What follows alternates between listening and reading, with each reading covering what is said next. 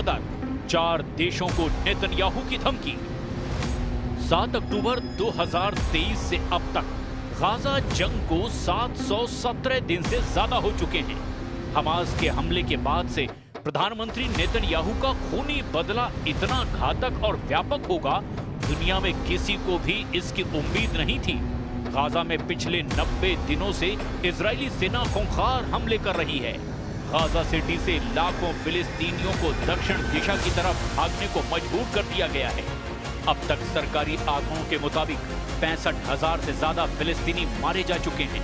Netanyahu हर हाल में फिलिस्तीन का वजूद खत्म कर देना चाहते हैं और गाजा पर अब पूरी तरह से कब्जा चाहते हैं। हम आपको पीएम नेतन्याहू के सख्त तेवर और पश्चिमी और यूरोपीय देशों से इजराइल से सीधे टकराव से जुड़ा वो सच भी दिखाने जा रहे हैं जो गाजा युद्ध को बेहद भयंकर बना चुका है। आपको यकीन नहीं होगा कि फिलिस्तीन को इजराइल के दोस्त माने जाने वाले ब्रिटेन, कनाडा, ऑस्ट्रेलिया और पुर्तगाल ने फिलिस्तीन राष्ट्र यानी देश की मान्यता देकर नेतन्याहू और ट्रंप को पूरी तरह से बौखला दिया है। खबर है कि इसके अलावा 6 और देश हैं जो इजराइल के प्रधानमंत्री नेतन्याहू को ठेंगा दिखाकर फिलिस्तीन को एक देश के रूप में मान्यता देने जा रहे हैं। संयुक्त राष्ट्र महासभा में द्विराज्य समाधान पर विश्व शिखर सम्मेलन में इजराइल को गाजा में नरसंहार और फिलिस्तीन को देश के रूप में मान्यता देकर भयंकर गदर मचने जा रहा है। इधर नेतन्याहू ने धमकी दी है कि वो अमेरिका में मीटिंग के बाद जब इजराइल लौटेंगे तो ब्रिटेन, कनाडा, ऑस्ट्रेलिया, पुर्तगाल को भी तगड़ा जवाब देंगे जिन्होंने फिलिस्तीन को एक देश के रूप में मान्यता दी है। तो चलिए देखते हैं कि गाजा में आखिर इस वक्त क्या चल रहा है और नेतन्याहू के लिए फिलिस्तीन एक देश के रूप में कैसे नासूर बनता जा रहा है। तबाह इमारतें, खंडहर शहर और मलबे में दबी हजारों लाशें आज गाजा की तस्वीर बन चुकी हैं। इस वक्त इजरायली सेना के सैकड़ों टैंक गाजा सिटी में या तो घुस चुके हैं या फिर घुसने की तैयारी में हैं। लाखों फिलिस्तीनी गाजा सिटी को छोड़कर दक्षिण दिशा की तरफ भागने को मजबूर हो चुके हैं। समंदर किनारे मीलों लंबा सफर तेज धूप में फिलिस्तीनी कर रहे हैं। उस पर भी इजरायली हवाई हमलों ने गाजा सिटी के चीथड़े उड़ा दिए हैं। लगभग 65% ऊंची इमारतें तबाह हो चुकी हैं। 2 साल से युद्ध में जूझ रहा गाजा इजरायली हमलों के चलते खंडहर में तब्दील हो चुका है, साथ ही अकाल से जूझ रहा है। फिलिस्तीनी अधिकारियों ने बताया कि इजरायली सेना ने 22 सितंबर को जॉर्डन अस्पताल को खाली करने का आदेश दिया है। इजराइल पर हमास के खूनी और बेरहम हमले की सजा पूरा गाजा भुगत रहा है। तस्वीरें देखकर पूरी दुनिया में इजराइल के खिलाफ सवाल खड़े होने लगे। इजराइल के दोस्त और हमदर्द माने जाने वाले 4 देशों ने फिलिस्तीन को एक देश के रूप में मान्यता देकर अब नेतन्याहू के होश उड़ा दिए हैं। नेतन्याहू ने इन 4 देशों को सीधी धमकी दी है। जरा देखिए वो 4 देश कौन हैं जो इजराइल के खिलाफ फिलिस्तीन को एक राष्ट्र के रूप में मान्यता दे चुके हैं।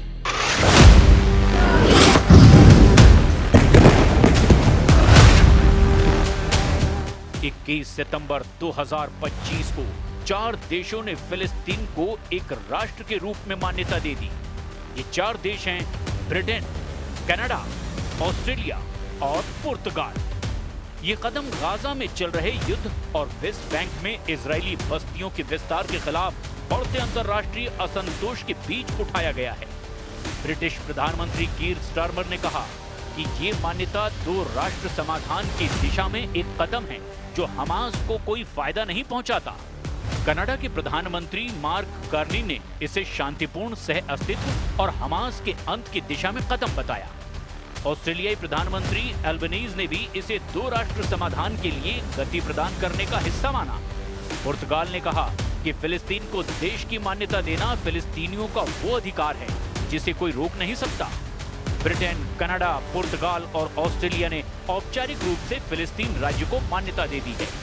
इसके अलावा 6 और देश फ्रांस, बेल्जियम, लग्जमबर्ग, माल्टा, सैन मैरिनो और अंडोरा भी फिलिस्तीनियों को एक राष्ट्र की मान्यता देने की कोशिश में लगा हुआ है। हैरानी की बात तो ये है कि ये कदम संयुक्त राष्ट्र महासभा की बैठक से पहले ही उठाया गया है। फिलिस्तीन को देश की मान्यता देने के लिए होने वाली संयुक्त राष्ट्र महासभा की बैठक से पहले इजराइल ने भी बड़ी कार्रवाई की है। इजरायली सेना ने गाजा सिटी अस्पताल को खाली कराया है। वहीं इटली के यूनियनों ने गाजा के लोगों के प्रति समर्थन दिखाते हुए 24 घंटे की हड़ताल का ऐलान कर दिया है। इसके चलते इटली से इजराइल जा रही विस्फोटकों की खेप को रोक दिया गया। इधर प्रधानमंत्री बेंजामिन नेतन्याहू ने ब्रिटेन, कनाडा, ऑस्ट्रेलिया और पुर्तगाल से दो टूक कह दिया है कि वो आतंक को इनाम दे रहे हैं, लेकिन उन्होंने फिलिस्तीनी राज्य के वजूद की किसी भी संभावना को लेकर अपनी नीति स्पष्ट कर दी है और कहा है कि हमारी धरती के बीचों बीच एक टेरर स्टेट को थोपने की कोशिश का पुरजोर जवाब दिया जाएगा। प्रधानमंत्री बेंजामिन नेतन्याहू इस ऐलान से गुस्से में हैं। नेतन्याहू ने कहा कि मुझे बस अमेरिका से लौटने दो, फिर मैं आपको दिखाता हूं फिलिस्तीन कभी भी एक देश नहीं बन पाएगा। उन्होंने साफ साफ कहा कि मेरे पास आपके लिए एक और संदेश है, ऐसा नहीं होने वाला। जॉर्डन नदी के पश्चिम में कोई फिलिस्तीनी राज्य नहीं होगा। वर्षों से मैंने उस टेरर स्टेट के निर्माण को घरेलू और विदेशी दोनों ही तरह से भारी दबाव के बावजूद रोका है। हमने ये दृढ़ संकल्प और चतुर कूटनीति के साथ किया है। नेतन्याहू ने यह भी कहा कि इसके अलावा हमने यहूदिया और समरिया में यहूदियों की संख्या दोगुनी कर दी है और हम इसी राह पर आगे भी चलते रहेंगे। हमारी धरती के बीचों बीच एक आतंकवादी राज्य को थोपने की नवीनतम कोशिश का जवाब संयुक्त राज्य अमेरिका से लौटने के बाद दिया जाएगा। नेतन्याहू का ये संदेश, या फिर अगर यूं कहें कि ये धमकी इसीलिए अहम है क्योंकि ब्रिटेन, कनाडा, पुर्तगाल और ऑस्ट्रेलिया पारंपरिक रूप से इजराइल के सहयोगी रहे हैं, लेकिन अब ये देश फिलिस्तीनियों के कब्जे वाले क्षेत्र से एक स्वतंत्र मातृभूमि स्थापित करने के लक्ष्य का समर्थन करने वाले 140 से ज्यादा दूसरे देशों के साथ शामिल हो गए हैं और माना जा रहा है कि संयुक्त राष्ट्र महासभा की बैठक में इस मुद्दे पर गर्मा गर्म बहस हो सकती है। יש לי מסר ברור לאותם מנהיגים שמכירים במדינה פלסטינית לאחר הטבח הנורא ב7 באוקטובר. אתם מעניקים פרס עצום לטרור. ויש לי מסר נוסף עבורכם. זה לא יהיה. לא תקום מדינה פלסטינית ממערב לירדן. במשך שנים אני מנעתי את הקמתה של מדינת טרור זו מול לחצים אדירים, גם מבית וגם מן החוץ. עשינו זאת בנחישות ועשינו זאת בתבונה מדינית. לא כל שכן. הכפלנו את ההתיישבות היהודית ביהודה ושומרון ונמשיך בדרך זו. המענה לניסיון האחרון לכפות עלינו מדינת טרור בלב ארצנו, המענה הזה יינתן לאחר שובי מארצות הברית. गाजा में इजराइल का अभी ऑपरेशन गिदोन चैरियट्स 2 है, जो 16 सितंबर 2025 को शुरू हुआ और उसका मकसद हमास के सैन्य और शासकीय ढांचे को पूरी तरह से नेस्त नाबूद करना है, बंधकों को मुक्त कराना और गाजा के ज्यादातर हिस्सों पर नियंत्रण भी स्थापित करना है। फिलहाल ये अभियान गाजा सिटी पर केंद्रित है, जहां इजरायली सेना ने भारी हवाई हमले और जमीनी कार्रवाइयां शुरू की है।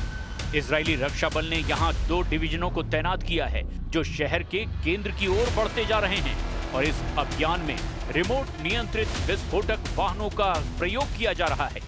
संयुक्त राष्ट्र और कई देशों ने इसे नरसंहार और मानवीय संकट बढ़ाने वाला बताया है। गाजा सिटी से लगभग 3,50,000 लोग विस्थापित हो चुके हैं और 65,000 से ज्यादा फिलिस्तीनी मारे जा चुके हैं। गाजा में हो रहे इन भयानक हमलों को देखिए। Rafale crossing, Khan Yunus, Gaza city जैसे इलाकों पर इजरायली मिसाइल और हवाई हमलों ने गाजा के चीथड़े उड़ाकर रख दिए हैं। धमाकों में उड़ती इमारतें, जलता हुआ मलबा और बदहवास भागते फिलिस्तीनी अब जंग के ऐसे दौर में घिर गए हैं जहां उनके बचने का बस एक ही रास्ता बचा है। जान बचानी है तो गाजा से भागो। इजराइल के प्रधानमंत्री नेतन्याहू ने 2 टूक कह दिया है कि जब तक गाजा पर इजराइल का पूरा कब्जा नहीं हो जाएगा, तब तक इजरायली सेना इसी तरह से गाजा में मौजूद हमास के ठिकानों पर हमले पर हमले करती रहेगी।